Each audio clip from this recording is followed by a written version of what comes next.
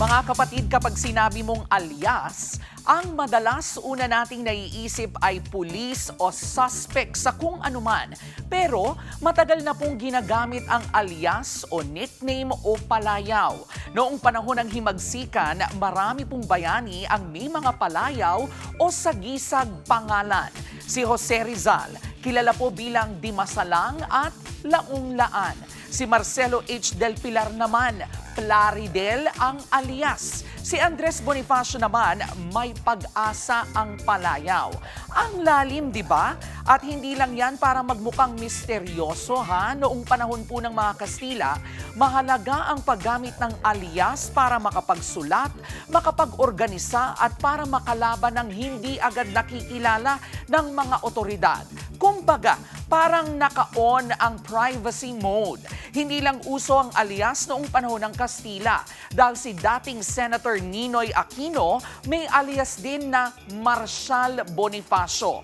Marshal para sa martial law at Bonifacio for Fort Bonifacio kung saan po siya kinulong. Masyado namang seryoso ang usapan natin. Sige, medyo baliin natin. Doon naman tayo sa mga pangalan sa sikat na anime na Dragon Ball.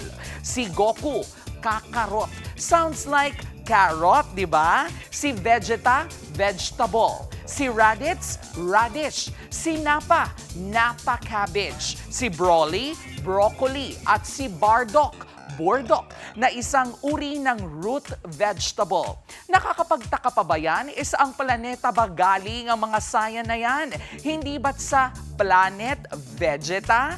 At ito pa, ang salitang sayan, nirambol na Japanese na yasay na ang ibig sabihin, abay gulay. Mga kapatid, iba-iba man ang panahon. Mula sa mga bayani na gumamit ng sagisag pangalan hanggang sa mga sayan na may pangalang pang-grocery.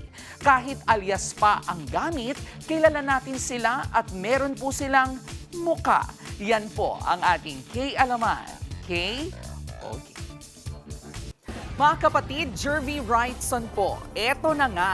Para sa latest showbiz news at iba pang K-Alaman, mag-follow at mag-subscribe na sa social media pages ng News 5.